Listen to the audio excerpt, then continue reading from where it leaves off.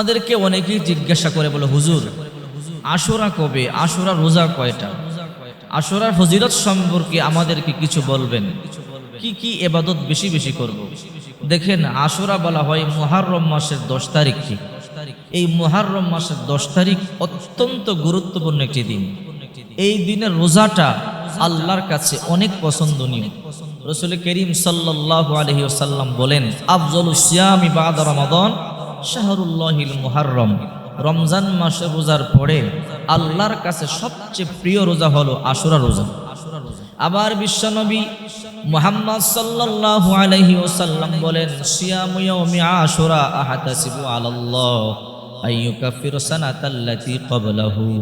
আল্লাহর হাবিব বলেন, আমি আশা করি এই আশুরা রোজার বদৌলতে আল্লাহ পাক রব্বুল আলামিন আগামী 1 বছরের গুনাহগুলোকে মাফ করে দিবে। তার মানে আশুরা রোজা কতটা গুরুত্বপূর্ণ। রাসূল বলেন, আমি আশা রাখি এই আশুরা রোজার বদৌলতে আল্লাহ পাক রব্বুল আলামিন 1 বছরের গুনাহ মাফ করে দিবে। এবার আসুন, আশুরা রোজা কবে রাখবেন, কিভাবে রাখবেন।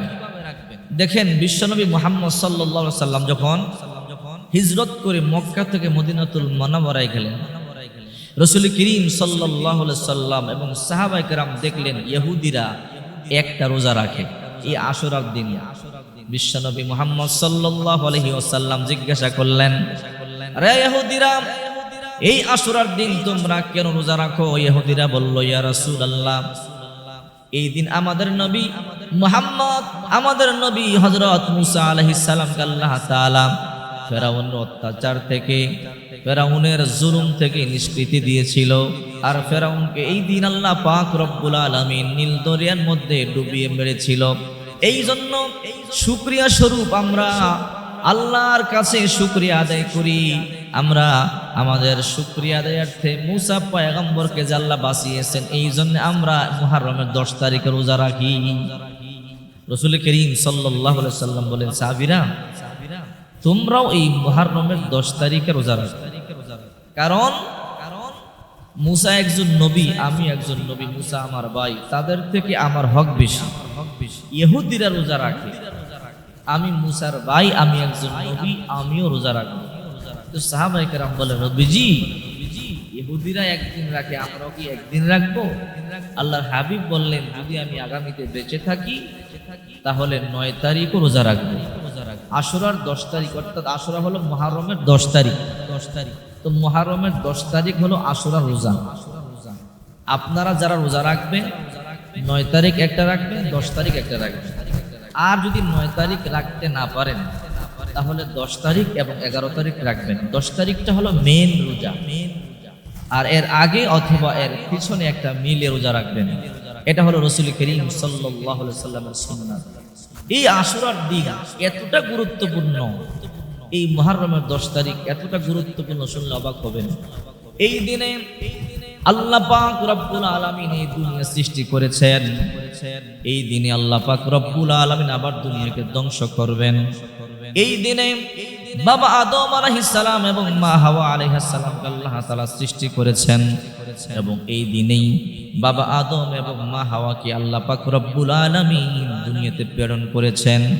বাবা আদম এবং মা হাওয়া দুইজনকে হারিয়ে ফেললেন। একদিন নয়, 2 দিন নয়, প্রায় 350 বছর কান্নাকাটি করবার পরে আল্লাহ পাক রব্বুল আলামিন বাবা আদম এবং মা হাওয়াকে আরাফার ময়দানে একত্রিত করেছেন।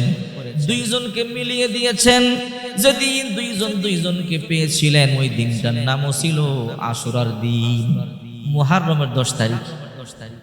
আবার বিশ্বনবী মুহাম্মদ সাল্লাল্লাহু আলাইহি ওয়াসাল্লাম বলেন, আমার ভাই ইউনূসকে যখন তার হাত পা বেঁধে সমুদ্রের মধ্যে নিক্ষেপ করেছিল, মাছে খেয়েছিল, যেদিন মাছ তাকে বমি করেছিল, মাছের পেট থেকে মুক্তি পেয়েছিল, ওই দিনটাও ছিল এই আশুরার দিন, মুহররমের 10 তারিখ। এই দিনেই ইব্রাহিম আলাইহিস সালামকে অগ্নিকুণ্ডের মধ্যে নিক্ষেপ করা হয়েছিল। ইব্রাহিম আলাইহিস সালামকে নমরুদ যখন হাত পা বেঁধে অগ্নিকুণ্ডের মধ্যে নিক্ষেপ করেছিল, ইব্রাহিম পয়গম্বর উপরে তাকায়া দেখেন, ইব্রাহিম পয়গম্বরের বাবা আজর নিজেও তার হাতের রশি ধরে ধরে টানে। ইব্রাহিম পয়গম্বর চোখের পানিগুলো সারি কান্না শুরু করে দিয়েছে। আল্লাহ দুনিয়াতে মা বাবা দিয়েছো সন্তানকে হেফাজত করবার জন্য, সন্তানকে বুকের মধ্যে আগলে রাখার জন্য। আর আজকে বিপদের দিনও আমি আমার আব্বারে আমার কাছে পাইলাম না। আমার বাবাও দুশ্মনী করতে পারলো, আমার বাবা আমার হাতে রশি ধরে ধরে টানে। এই দুনিয়াতে আপন বলতে কেউ নেই, আল্লাহ তুমি আমাকে হেফাজত করো। যেদিন ইব্রাহিম পয়গম্বরকে আল্লাহ পাক রব্বুল আলামিন অগ্নিকুণ্ড থেকে মুক্তি দিয়েছিলেন, ওই দিনটাও ছিল ওই আশুরার দিন, মুহররমের 10 তারিখ। এই মুহররমের 10 তারিখে আরেকটা ঘটনা ঘটেছিল। বিশ্বনবীর কলিজার টুকরা নাতি হুসাইন রাদিয়াল্লাহু তাআলা আনহু সহ কারবালার ময়দানে, ইরাতের ফুরাত নদীর তীরে কারবালার ময়দানে একজন নয়, দুইজন নয়, 72 জন সঙ্গী সহ শাহাদাত বরণ করেছিল। ইমাম হুসাইন রাদিয়াল্লাহু তাআলা আনহু পানি পান করবার জন্য কারবালার প্রান্তর থেকে ফুরাত নদীর পারে যায়। ফুরাত নদীর পারে গিয়া ইমাম হুসাইন রাদিয়াল্লাহু তাআলা আনহু হাতের মধ্যে পানি নেই পানি পান করবার জন্য। এমনি এজিদের বাহিনীরা পিছন দিক থেকে তীর মারা শুরু করলো। হুসাইন তাকায় দেখে যে পানি হাতের মধ্যে নিয়েছে, এই পানির মধ্যে রহমাতুল লিল আলামিনকে দেখা যায়। আল্লাহর পয়গম্বর বলে, হুসাইন না না, এজিদের গাদা গুড়ার জুটা পানি পান করবি না, কিছুক্ষণ পর আমি নানার সাথে তোর সাক্ষাৎ হবে। আমি নানা তোর জন্য হাউজে কাউসারের পানি নিয়ে দাঁড়িয়ে আছি। এই মুহররমের 10 তারিখ অত্যন্ত গুরুত্বপূর্ণ একটি দিন। বিশ্বনবী মুহাম্মদুর রাসূলুল্লাহ সাল্লাল্লাহু আলাইহি ওয়াসাল্লাম বলেন, যদিও হাদিসটা দুর্বল কিন্তু উলামায়ে কেরাম হাদিসটাকে গ্রহণ করেছেন।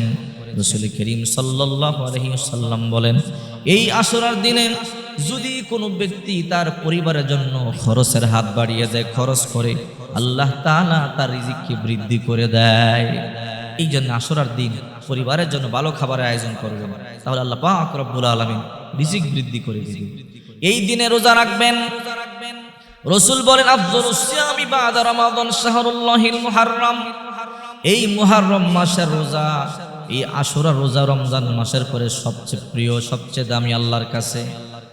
এই আশুরা রোজা সমস্ত নবীদের উপরে ফরজ ছিল। আমাদের নবীর উপরে যখন রমজান মাসে রোজা নাজিল হয়, রমজান মাসে রোজা ফরজ হয়, তখন আশুরা রোজা আল্লাহ নফল করে দিয়েছে। এই জন্য মহিলা মা বোনদেরকে বলবো, আশুরার দিন বেশি বেশি নফল সালাত আদায় করবেন, আল্লাহর কাছে দোয়া করবেন গুনাহ মাফের জন্য, এবং আল্লাহ পাকের কাছে জাহান্নাম থেকে মুক্তি চাবেন। দান সদকা বেশি বেশি করবেন, বেশি বেশি দান সদকা করবেন। রোজা অবস্থায় থাকবেন, কারণ আশুরার দিন রোজা রেখে রোজা অবস্থায় যদি কোনো মুমিন বান্দা বান্দি ইফতারের সামনে নিয়ে আল্লাহর কাছে হাত তুলে দোয়া করে, আল্লাহ ওই হাত ফিরিয়ে দেয় না, আল্লাহ পাক রব্বুল আলামিন অবশ্যই তার মনের আশা পূর্ণ করবেন। এই জন্য আশুরার দিন রোজা রেখে ইফতারের পূর্বে আল্লাহর কাছে দোয়া করবেন, আল্লাহর কাছে গুনাহ মাফের জন্য। আল্লাহ গুনাহ মাফ করবে, মনের আশা পূর্ণ করবে। আল্লাহ তাআলা জীবনের সমস্ত চাহিদাগুলো, নেক চাহিদাগুলো আল্লাহ পাক